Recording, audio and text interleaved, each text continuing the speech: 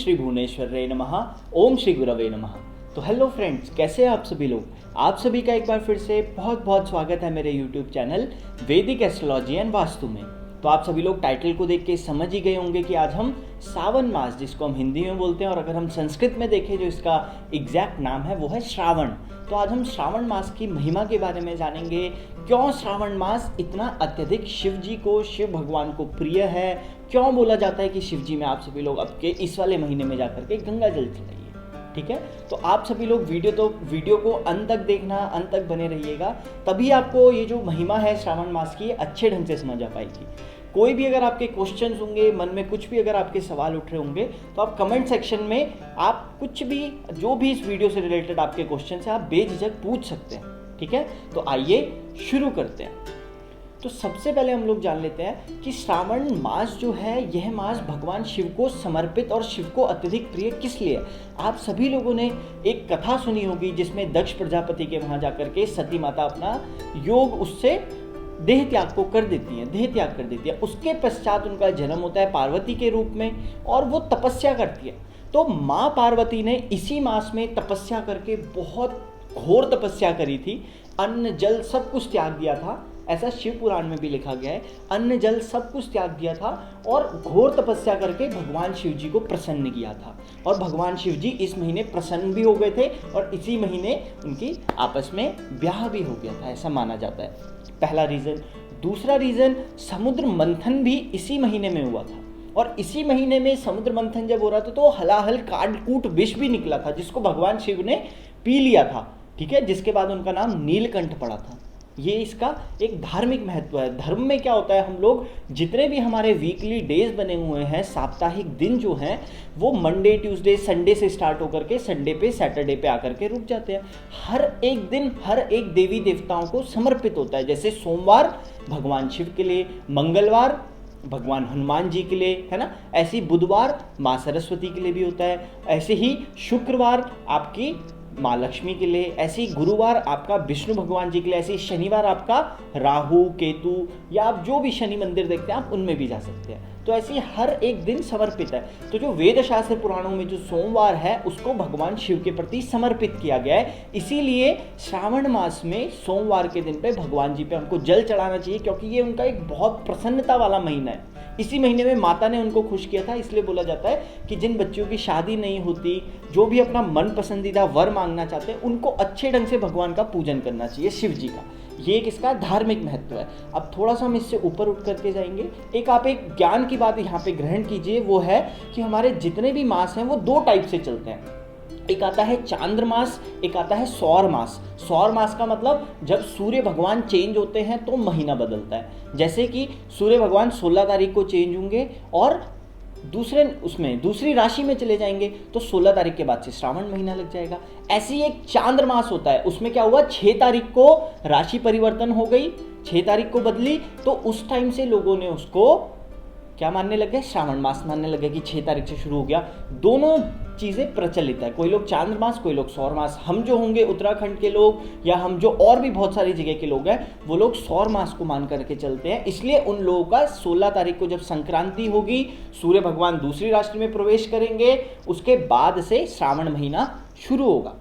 ये चीज़ आप सभी लोग समझ गए सौर मास और चांद मास के बारे में। इसीलिए आप लोग देख रहे होंगे कुछ लोग 6 तारीख से शुरू कर दिया, कुछ लोग अभी बोल रहे हैं कि हमारा तो शुरू ही नहीं हुआ, हमारा 16 तारीख के बाद से श्रावण लगेगा। ये चीज़ आप सभी लोग अच्छे से नोट कर लीजिएगा, अच्छे से इसको ध्यान रखिएगा।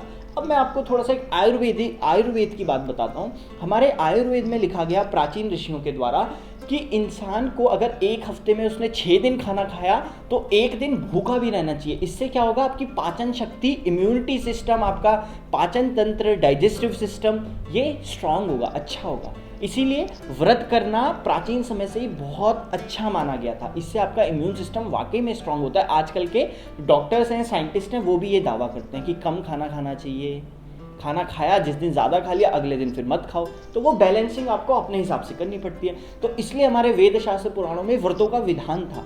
एक और चीज़ अब आप देखिए कि जब श्रावण मास शुरू होता है इस टाइम पे वर्षा ऋतु का भी आगमन हो रखा है। आषाढ़ से प्रारंभ होकर के श्रावण में वर्षा ऋतु अभी चली रही है। वर्षा ऋतु में क्या होता है कि बारिश होती है बहुत ज़्यादा। इतना साइंटिफिक हमारा जो वेद पुराण है वो पहले ही बोल देते हैं कि जब वर्षा ऋतु आएगी तो बारिश होगी, तो मॉनसून होगा, जिसको हम लोग बोलते हैं। तो आजकल हमारा मॉनसून चल रहा है, वेद शास्त्रों में इसको वर्षा ऋतु का नाम दिया गया। जब वर्षा ऋतु लग चुकी है, अब क्या होता है कि मिट्टी में बहुत ज़्यादा नमी होती है। तो आयुर्वेद क्या बोलता है, आयुर्वेदिक शास्त्र बोलता है कि जब श्रावण का महीना लगता है, वर्षा ऋतु जब चल रही होती है, उस टाइम पे हरी सब्जियों का सेवन थोड़ा सा कम कर दो, बाहर का इधर उधर का खाना थोड़ा सा कम कर दो। क्यों? क्योंकि इस टाइम पे वायरस बहुत ज़्यादा स्प्रेड होता है, कीटाणु हो गए, जीवाश्म हो गए, छोटे छोटे इंसेक्ट्स हो गए, ये सारे के सारे बहुत ज़्यादा पैदा होते हैं। जो प्रजनन तंत्र है वो इस टाइम पे बहुत ज़्यादा स्ट्रांग हो जाता है। तो बहुत एक जिसको बोलते हैं पॉपुलेशन की वृद्धि, तो वो भी इस महीने में होती है, ऐसा माना गया है। ये चीज़ आप सभी लोग समझ गए। अब श्रावण मास के अंतर्गत मैं आपको पहले अपनी वीडियोस में बताता हूँ, आपने नहीं देखी तो पुरानी वीडियोस आप सारी जा करके देखिए, आपको मिलेगा ज़रूर। मैं हमेशा बताता हूँ हमारा हिंदू धर्म इतना लॉजिकल है कि उसमें कोई भी त्यौहार होगा वो त्यौहार किसी ना किसी तिथि पे बेस्ड होगा। जैसे श्रावण मास है, श्रावण मास के अंतर्गत एक त्यौहार आता है जिसको हम नाग पंचमी बोलते हैं, तो पंचमी उसमें 5वीं तिथि आ गई, ठीक है। तो नाग पंचमी आती है, नाग पंचमी के दिन आप सभी लोगों ने सुना होगा, जिन जिन ने अपनी कुंडली पंडित जी लोगों को दिखाई होगी, अपने कहीं भी गुरुजनों को दिखाई होगी, आप सभी लोगों ने एक बात सुनी होगी कि आपकी कुंडली में काल सर्प दोष बन रहा है। तो काल सर्प दोष की जो सबसे अच्छी और सबसे 2 टाइप की पूजा होती है, काल सर्प दोष निवारण, एक काल सर्प दोष शांति। ये दोनों की दोनों पूजाएं आपको नाग पंचमी के दिन पे कर लेनी चाहिए, बहुत शुभ होता है, बहुत अच्छा फल मिलता है। और अगर आप प्रत्येक दिन जा सकते हैं तो ठीक है, नहीं तो सोमवार को आप सभी लोग जरूर जाइए, पहली चीज़। दूसरी चीज़, आपको अगर आप देखेंगे तो श्रावण मास की महिमा इसलिए भी इतनी ज़्यादा है क्योंकि श्रावण मास में जो पूर्णिमा आती है, जिसको हम श्रावणी पूर्णिमा बोलते हैं, वो एक बहुत बड़ा दिन होता है। कैसे बड़ा दिन? वो रक्षाबंधन का दिन होता है, जो आज से अभी कुछ टाइम के बाद, जैसे पूर्णिमा आएगी कुछ टाइम के बाद वो रक्षाबंधन का दिन आ जाएगा। बस बहुत ज़्यादा नज़दीक ही है, अब ज़्यादा दूर नहीं है, ठीक है। ये चीज़ समझ गए। अब आप जान चुके हैं कि श्रावण मास की महिमा क्या है, क्यों वो शिवजी से ऐसा रिलेटेड है, क्यों उस महीने में शिवजी को हम लोग प्रसन्न करते हैं। अब आप लोग एक चीज़ और जान लीजिए कि श्रावण मास में किस प्रकार भगवान का हमको पूजन करना चाहिए। तो श्रावण मास में आप सभी लोग स्टेप बाय स्टेप नोट करते रहिए कि हो सके तो सोमवार के दिन पे आप ज़रूर जाना, शिव जी को हो सके तो पानी, और अगर आपकी क्षमता है अपनी क्षमता अनुसार दूध, या आप पंचामृत बना लीजिए जिसमें दूध, दही, घी, शक्कर और शहद की सारी चीज़ें आ जाएंगी पंचामृत में। तो पंचामृत जब आप भगवान को बना करके देंगे, उनको भोग लगाएंगे, उन पे चढ़ाएंगे, तो इससे आपको बहुत ज़्यादा पुण्य मिलेगा, बहुत ज़्यादा आपको फल मिलेगा। ऐसे अगर आप श्रावण मास में भगवान की पूजा करते हैं तो आपको वाकई में जो भी आपकी मन की अभिलाषाएं हैं वो सारी की सारी आपकी पूर्ण होंगी। उसके बाद आपको क्या करना है, भगवान पे भांग धतूरा जो उनको सबसे प्रिय है, उसके बाद आपको जिसको हम बोलते हैं ना विषम संख्या, ऑड नंबर्स में आपको उन पे बिल्व पत्र चलाने हैं, बेल पत्र जिनको हम बोलते हैं। बेल पत्र या तो आप उन पे 3 चढ़ाइए, या तो आप उन पे 5, या तो 11, या तो 7, या तो 21, या तो 51, या तो 108। 108 ऐसी संख्या जिसको आप सम संख्या में चढ़ा सकते हैं। नहीं तो आपको जो मैंने अभी आपको बताया, इसमें आपको बेलपत्र भगवान को चढ़ाने हैं और ओम नमः शिवाय इस मंत्र का आप सभी लोगों को जाप करना है, ठीक है। और एक मंत्र है मृत्युंजय मंत्र, एक मंत्र है महामृत्युंजय मंत्र। आपको इन दोनों मंत्रों का भी पूर्ण मन से इसको जाप करते रहना है, और जो भी आपकी मन की इच्छाएं हैं वो सारी की सारी अंदर ही से इटरनली अंदर से भगवान से मांगते रहिए, बाहर मत दिखाइए, अंदर से मांगते रहिए। कभी हो सके कोई गरीब आए घर के आगे, इस महीने हो सके तो 10-20 रुपए जितना आपकी क्षमता है आप उनको दान भी दीजिए। मंदिरों में जाएंगे तो मंदिर के जो पंडित जी होंगे उनको भी दान दीजिए। कोई अगर आपको पूजा पाठ करना होगा आप हम लोगों से भी संपर्क कर सकते हैं, ठीक है। आपके जो कुल पंडित जी हैं, कुल पुरोहित, आप उनको भी बुलाइए। और इस महीने में थोड़ा सावधानी से, जैसा कोरोना चल रहा है, सावधानी से अपने घर में आप सभी लोग पूजा पाठ भी कराइए, ठीक है। इससे बहुत ज़्यादा पॉजिटिविटी आएगी, जो नेगेटिविटी है वो दूर चली जाएगी, मन की इच्छाएं भी पूर्ण होंगी, बहुत अच्छी अच्छी चीज़ें आपको मिलेंगी, प्राप्त होंगी।